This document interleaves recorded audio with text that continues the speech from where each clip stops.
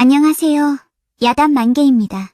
바람 살랑이는 이 좋은 날, 잠시 마음 쉬어가실 수 있도록 조용한 이야기 한 자락 들려드릴게요.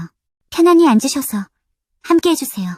옛날 충청도 논산 땅에는 홍의당이라는 큰 서원이 있었습니다. 이 서원 원장에겐 송아라는 여식이 있었지요. 헌데 어찌나 아름다운지 매일 아침부터 서원 앞이 난리도 아니었습니다.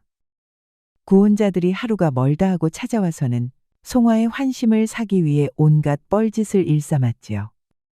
아침부터 이 무슨 소란입니까? 어엿한 양반 자제들이 서원에서 고성방가라니요. 어서 썩 물러들 가시지요. 헌데 아주 늑대 같은 선비 하나가 유달리 송아에게 눈독을 들였지요. 온 충청도에서 위세가 당당한 한씨 집안의 한수라는 자였습니다. 논산 땅에 나만한 사내가 또 있던가? 그러니 송화 낭자도 그만 고집 부리고 나랑 혼례를 치르도록 하게. 그것이 낭자도 좋고 홍의당에도 좋은 일 아니겠는가? 사실 이 한수라는 사내는 유생들 중에서도 학문이 가장 뛰어났지요. 오죽하면 논산의 길이나라는 거창한 별명이 붙었겠습니까? 그래도 송화는 잘난 척만 하는 한수에게 시집갈 생각이 요만큼도 없었답니다. 한 선비님은 요새 글 공부가 쉬우신가 봅니다.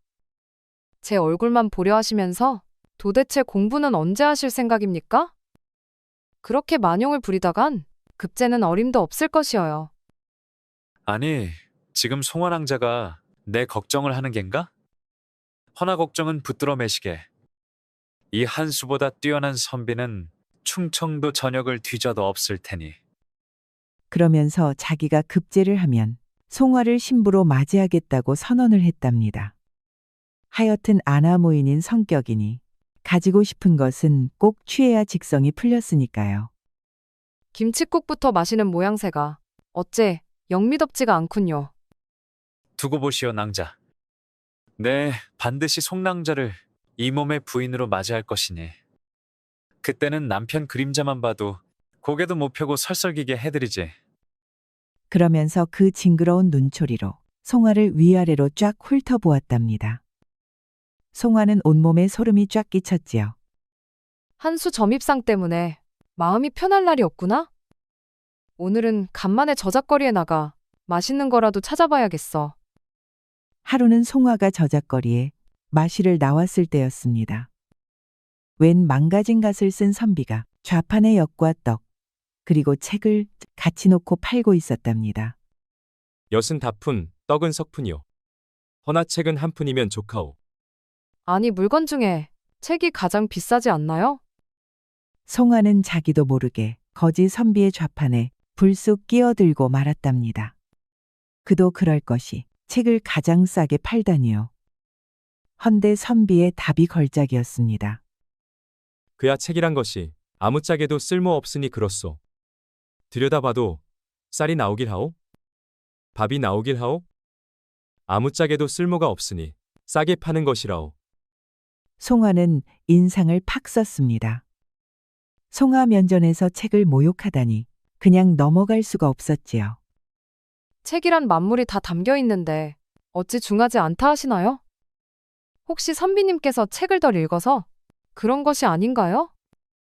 오라, 책 좀 봤다 이건가? 정 그렇다면 이 책을 뒤져서 아무 내용이나 물어보시구려.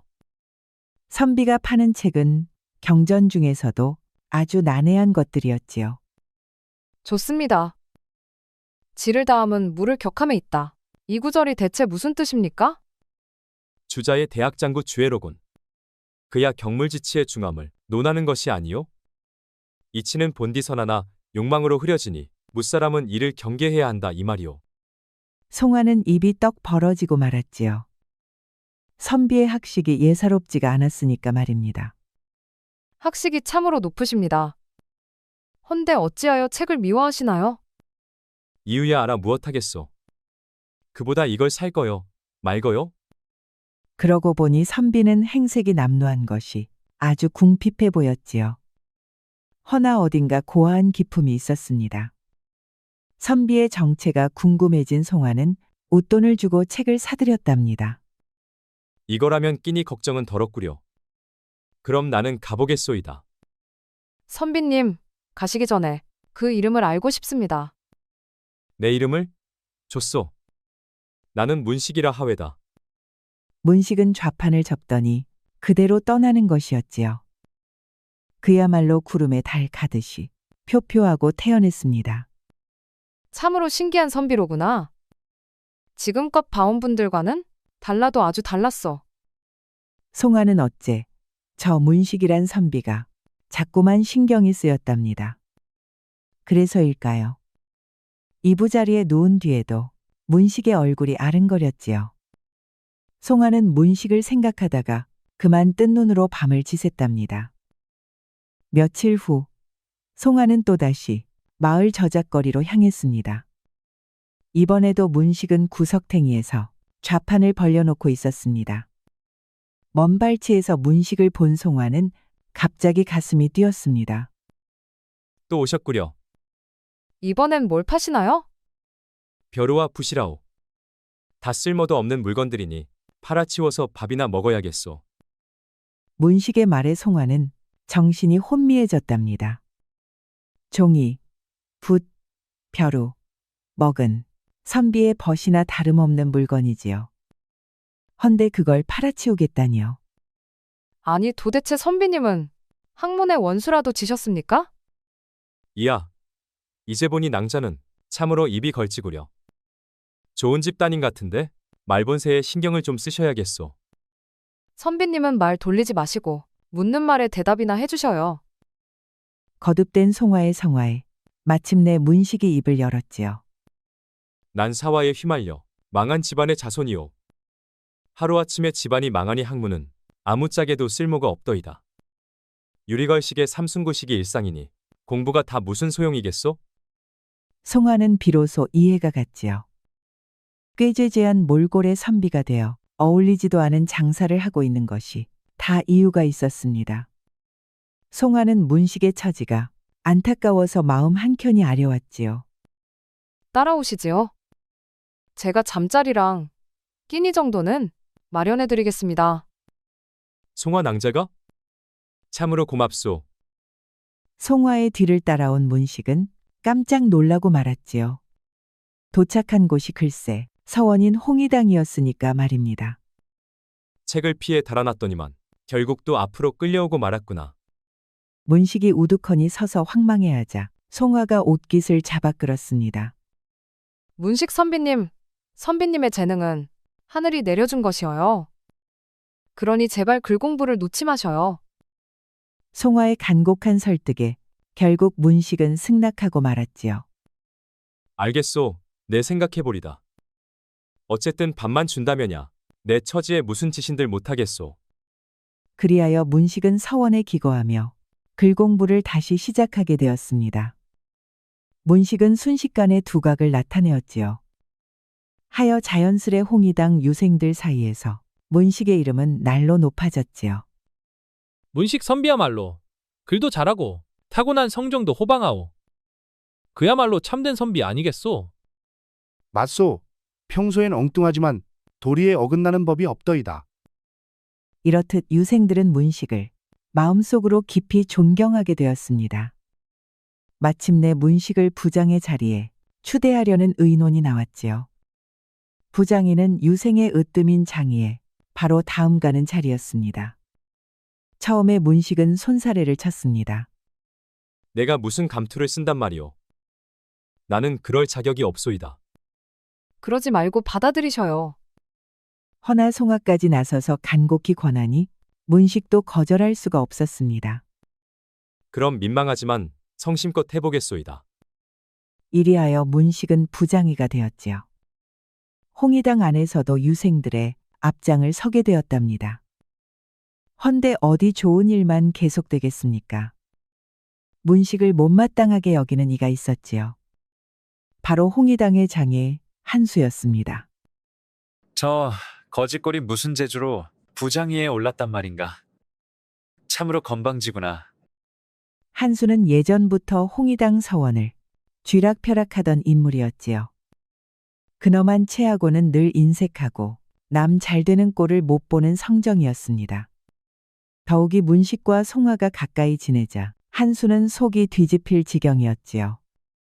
그리하여 한수의 마음속에 앙심이 무럭무럭 자라났답니다. 그러던 어느 날이었습니다. 홍의당 원장인 송희 선생께서 문식과 한수 두 사람을 따로 불렀지요. 자네 둘이 요즘 서원에서 그 이름이 자자하더군. 오늘은 내 직접 시험을 해보고 싶구나. 송희 선생은 주자학 가운데서도 특히 난해한 대목을 물었지요. 학문의 깊이가 없으면 감히 입도 번긋하기 어려운 문제였습니다. 기뻐하고 노하며 슬퍼하고 즐거워하는 것. 이 네 가지는 사람의 본성이다 하였다. 그럼 이 감정들이 어찌 본성이요? 어찌 도라하겠는가? 먼저 한수가 나섰습니다. 이는 주자께서 천리와 인욕을 구별하기 위해 예로 드신 바입니다. 감정을 절제 못하면 인욕이 되니 마땅히 예로서 다스려야 합니다. 송희 선생은 고개를 끄덕였지요. 정석이라 할 만하도다. 그럼 문식이 자네는 어찌 생각하나? 문식은 잠시 뜸을 들이더니 이내 싱긋 웃으며 말했지요. 사람이 감정을 억지로 누르려 하면 개가 풀 뜯는 격이 되옵니다. 아니 그게 무슨 말인가? 개는 본디 고기를 먹는 짐승인데 억지로 풀만 뜯게 하면 그게 오래 가겠습니까? 사람의 본성은 누구에게나 있으니 그 본성을 억누른다고 해서 도가 되는 것이 아니올시다. 도란 억제하는 것이 아니라 어떻게 잘 풀어내느냐에 달린 것이지요. 송희 선생은 처음엔 어안이 벙벙했지요. 허나 금세 허리를 펴고 오래간만에 크게 웃었답니다. 그야말로 세상에 없던 해석이로구나. 허나 틀린 말이 아니야. 억지로 참는 것이 도가 아니라 본성의 흐름을 아는 것이 먼저지. 문식, 자네는 글을 깊이 배워서 사람 마음을 짚는 법을 아는구나. 참으로 기재야, 기재로다. 이 말을 옆에서 들은 한수는 낯빛이 벌겋게 달아올랐습니다. 문식의 대답이 더 큰 칭찬을 받았으니 화가 날 수밖에요. 제 아무리 원장이라지만 저런 허튼 소리를 높이 치다니. 이래서야 서원이 어찌 바로 서겠는가. 한수는 남몰래 마음속으로 송희 선생까지 원망하기 시작했습니다. 겉으론 웃고 있으되 속으론 칼을 갈기 시작한 것이지요. 그 일이 있고 또다시 세월이 흘렀습니다. 계절이 바뀔 무렵이었지요. 하루는 홍의당 앞마당이 소란스러워졌습니다. 지체 높은 관리가 하인들을 앞세워 홍의당에 들이닥친 것이었습니다. 가마를 타고 나타난 이는 새로 부임한 고을 사또였지요. 무슨 일로 관원이 신성한 서원까지 들어오는가? 송희 선생이 직접 사또를 맞이하였습니다. 네, 간단히 말씀드리지요. 귀서원의 한수는 내 조카 되는 인물이요. 우리 조카를 원장의 여식 송화와 혼례를 시키는 것이 어떻겠소이까? 송화의 얼굴은 순간 하얗게 질렸지요. 송희 선생도 미간을 찌푸리며 조심스레 말했습니다. 사또, 젊은 남녀의 혼사란 부모라 한들 함부로 정할 일이 아닙니다. 홍의당의 앞날을 생각한다면 이보다 나은 제안은 없을 것이 왜다. 천천히 생각해 보시지요. 다시 오겠소. 그리 말한 뒤 사또 일행은 종종 걸음으로 물러갔습니다. 뒤를 따르던 한수는 돌아서며 송화를 향해 슬쩍 웃었지요. 헌데 그 눈빛이 어찌나 음흉하고 탐욕스러운지요. 송화는 또다시 소름이 쫙 끼쳤답니다. 그날 밤 송화는 아버지 송희 선생과 마주 앉았습니다. 아버님이 혼인을 제게 혹시 억지로 시키실 생각이신가요?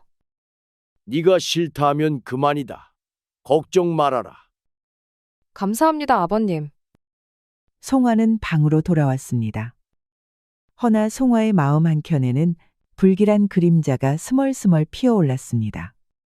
사또의 눈빛도 한수의 웃음도 어째 찝찝하기만 했지요. 며칠이 지난 뒤였습니다. 뜻밖의 일이 벌어졌습니다. 홍의당의 물건을 대던 상인들이 돌아서는 것이 아니겠습니까? 아니, 지금 뭐라고요? 더는 거래를 이어가기 어렵다니요.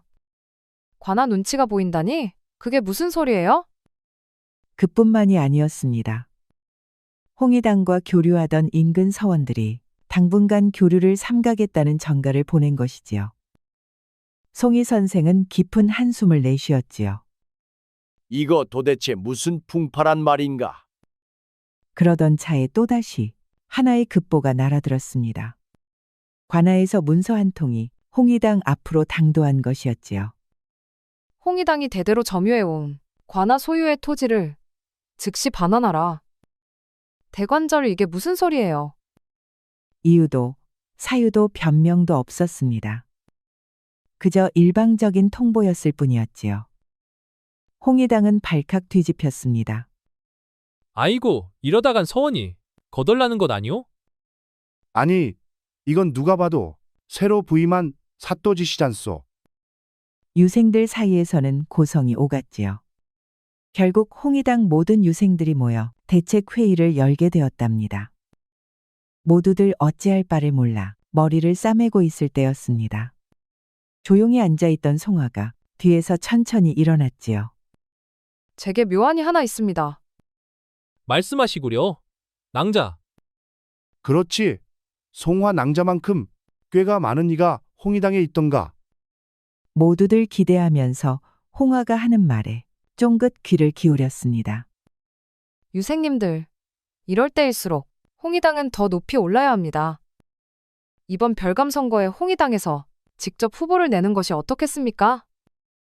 이 별감이라 함은 지역의 양반들을 대표하는 자리였지요. 그리하여 고을 사또라고 하여도 함부로 명령할 수 없는 자리였습니다. 별감 자리에 홍의당 유생이 오른다면 사또와도 당당히 맞설 수 있을 것이외다. 참으로 묘안이다. 묘안이야. 강당은 술렁이기 시작했습니다. 유생들은 고개를 끄덕이며 입을 모았지요. 그 말이 옳소. 이번엔 우리가 나서야 할 때요. 그리하여 이날 밤의 회의는 별감 후보 지명 논의로 이어졌습니다. 누가 가장 합당한 인물인가를 두고 모두들 고심하며 숙덕이 오갔지요. 이때 장애인 한수가 앞으로 나섰습니다. 내 생각에 별감 자리는 나만큼 어울리는 인물이 없을 것이요. 우리 한씨 집안은 이 논산에서 뿌리가 깊은 가문이고 거기다 사또와도 같은 문중이요. 내가 앞장서면 사또도 말 한마디에 물러날 것이외다. 강당 안에는 수긍의 기류가 퍼졌습니다.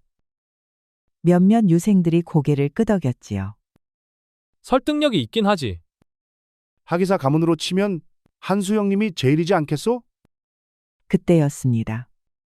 자리를 박차고 일어나는 이가 있었으니 바로 부장의 문식이었지요. 네, 한 말씀 올리겠습니다. 선비가 권세를 줬고 족보를 들먹이며 야합을 도모한다면 그게 어찌 백성을 위한 길이며 바른 도리라 하겠습니까? 유생들 사이에서 술렁이는 소리가 일었습니다. 저 문식 비록 미천한 집안에서 났고 가진 것 없다 하나 한치 부끄럼 없고 뜻 하나는 꺾은 적이 없소이다. 만약 나를 지지해 준다면 선비의 이름을 걸고 사또와 당당히 맞서 싸우겠소. 그 말이 떨어지자 곳곳에서 오래 같은 박수가 터져 나왔습니다. 그래, 저게 진짜 선비 아니오. 문식 형님 같은 분이라야 우리가 맡길 수 있지요. 그리하여 유생들 사이에서 지지의 물결이 일었습니다.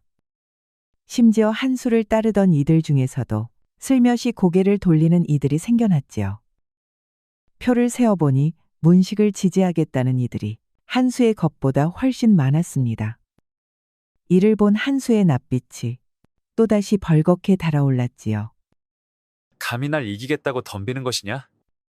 세상 물정도 모르는 네가 뭘 어쩔 수 있을 줄 아느냐? 허나 문식은 한치도 물러서지 않고 단호히 말했습니다. 별감 자리는 벼슬이 아니요 선비의 양심이 앉는 자리입니다. 누가 높은 자리에 오르느냐보다 누가 바른 길을 지키느냐가 본분이라 믿습니다. 그리하여 유생들은 입을 모아 표결을 실시하기로 하였답니다. 헌데 표결을 맡은 이는 하필이면 평소 한수와 가까운 권유생이었지요. 표를 모으는 동안 송아는 마음을 졸이며 두 손을 꼭 잡고 있었습니다. 잠시 후 권유생이 투표의 결과를 읽어내려갔습니다. 별감 선출 결과 한수 유생이 과반 득표로 당선되었소이다. 그 소리에 강당은 일순 조용해졌습니다. 한수는 낄낄 웃으며 손을 턱에 올리고 말했지요. 역시 세상은 결국은 인맥과 족보로 돌아가는 법이지. 아무리 발버둥쳐도 그게 바로 현실일세. 송아는 심장이 쿵하고 내려앉는 듯 했답니다. 불길한 기운이 또다시 그들 앞에 드리워지는 순간이었지요. 이후로 한수는 날이 갈수록 홍의당 안에서 아나무인이 되었습니다. 별감 자리를 꿰차고 나자 사또와도 쿵짝이 척척 맞았지요. 그 여파는 고스란히 홍의당에 들이닥쳤습니다. 서원에 들던 쌀이며 장작이며 생필품들이 하나둘 끊겼습니다. 급기야 강당의 등잔기름조차 아껴야 할 지경이었지요. 그러던 어느 날 한수는 문식을 콕 집어 이렇게 말했습니다. 이거야 가난도 정도 것이지. 집도 절도 없는 자가 서원에 버티고 있는 꼴이 그리 보기 좋겠어?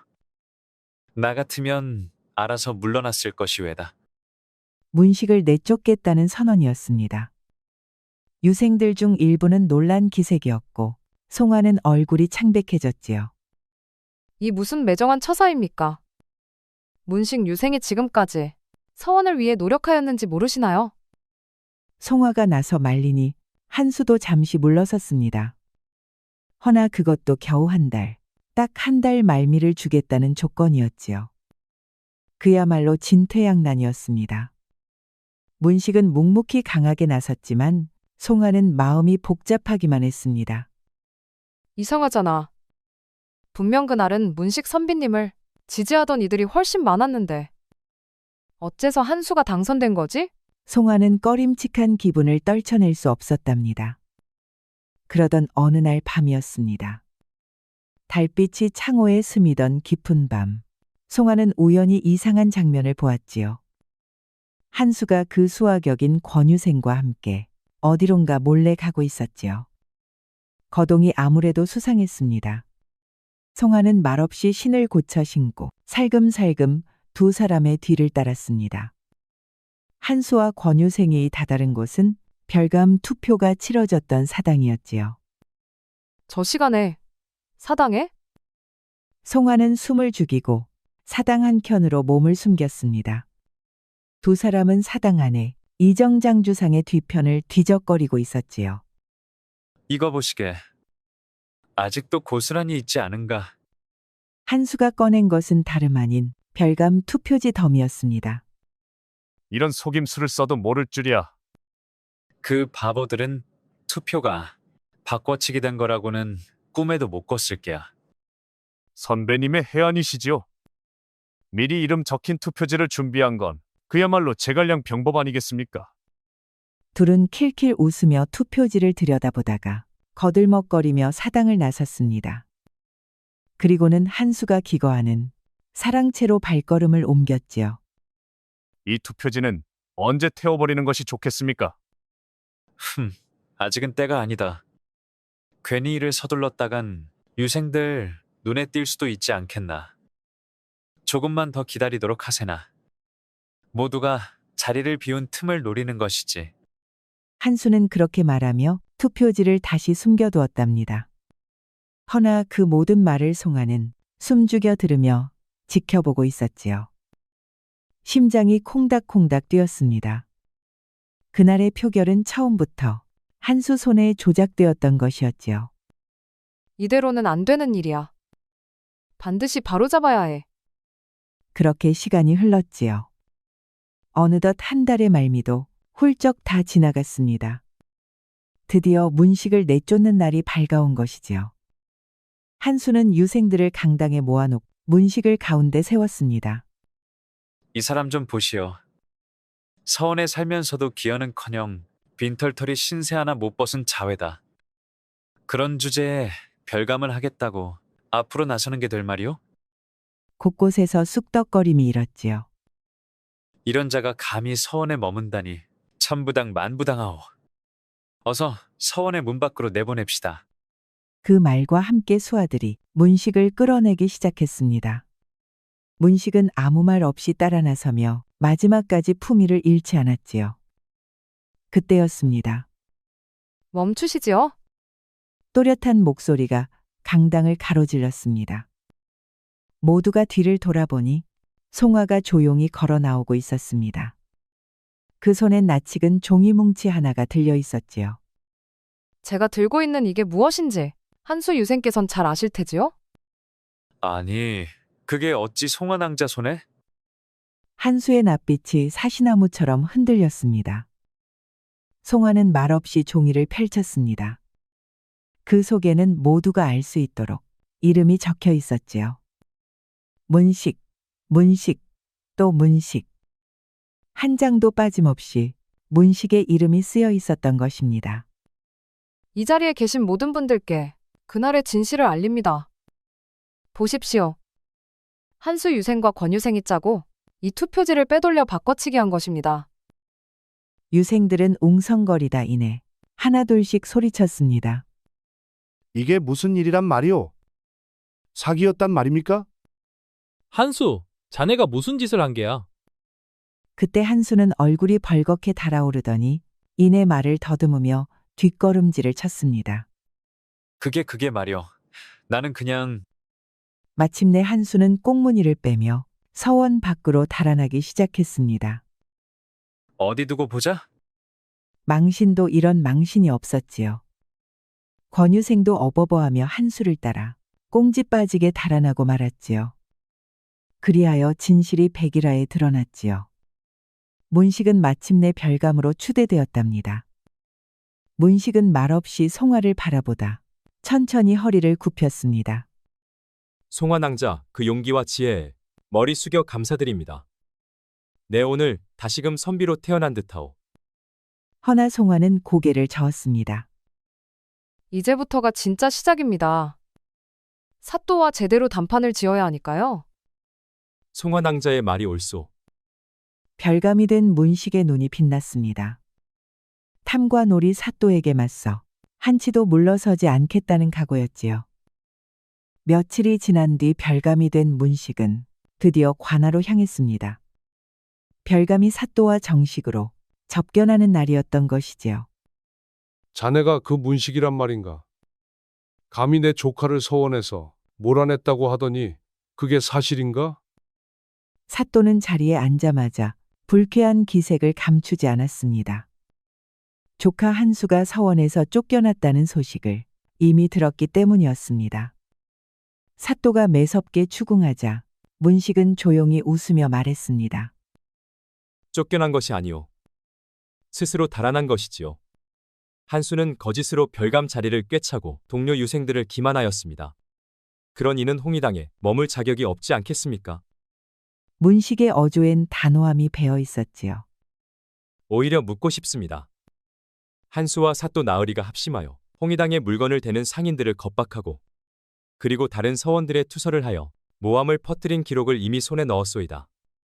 문식은 증거를 꺼내들었지요. 사또의 입술이 부르르 떨렸습니다. 문식은 말없이 그중 한 장을 내밀었습니다. 그리고 이건 홍의당이 빌린 토지가 정당하다는 관가문서요. 당초 사또가 내건 명분이 얼마나 궁색한지 조정에 보고라도 올릴 참이었소. 사또는 입을 뻐끔거리며 그만 말문을 닫아버렸습니다. 아무런 반박도 할 수 없었지요. 원래라면 조정에 고하여 바로 탄핵을 상소해야 옳습니다. 허나 백성들 행정이 어지러워질까 염려되어 관대히 넘기기로 하였소. 관대한 처리에 사또는 가슴을 쓸어내렸지요. 그때 문식이 다시 한번 호통을 쳤습니다. 벼슬아치가 되어 자기 문중만 위하고 권세에 기대어 백성을 위협하는 자. 그런 자는 관복을 입을 자격조차 없소이다. 사또는 앞으로 대오각성하여 진정 백성을 위한 벼슬아치가 되시지요. 사또는 덜덜 떨다가 이윽고 고개를 푹 떨구었습니다. 문별감, 내가 크게 잘못하였소. 그 죄 깊이 반성하겠으니 한 번만 용서해 주시오. 그날 이후로 관가의 기세는 뚝 꺾였습니다. 홍의당에 대한 박해도 언제 그랬냐는 듯이 말끔히 사라졌지요. 사또는 홍의당을 공경하며 공명정대하게 논산 땅을 다스렸습니다. 시간이 흘러 별감 문식은 더욱 학문에 힘썼습니다. 그리고 마침내 과거 시험에서 장원 급제를 이루었지요. 그 소식에 논산 땅 전체가 떠들썩했지요. 홍의당 유생들 또한 기쁨을 감추지 못하였답니다. 그리고 마침내 송화와 문식은 백년가약을 맺게 되었습니다. 혼례날 서원 마당에 유생들이 다 모여 두 사람을 축하하였습니다. 이야, 문식 형님. 이제 진짜 경사 아닙니까? 송화 낭자도 부디 문식 형님 기 좀 죽이며 사시지요. 우리 형님 솔직히 너무 까불어요. 옛기 이 사람아. 장원 급제한 이 몸에게 까분다니 그 무슨 망발인가? 틀린 말씀이 하나도 없어요. 서방님, 그날의 혼례는 웃음소리가 넘쳤습니다. 그야말로 오랫동안 입에 회자될 만큼 푸짐하고 정겨운 잔치였지요. 그렇게 문식과 송화는 논산 선비들의 귀감이 되었습니다. 이후로 두 사람은 긴 세월을 해로하며 아름다운 생을 살았다고 전해집니다. 예나 지금이나 민의를 무시하고 어거지로 정치를 하는 사람들이 많습니다. 허나 용기 있는 사람들이 하나로 뜻을 모은다면 결코 바로잡을 수 있다는 걸 우리 모두 잊지 말아야 하겠습니다. 우리 영상을 시청하신 모든 분들께 행복이 가득하길 기원하겠습니다. 구독과 좋아요, 알림 설정 부탁드려요. 이후에도 재미난 이야기가 많이 준비되어 있으니 다른 영상도 꼭 보러 와주세요.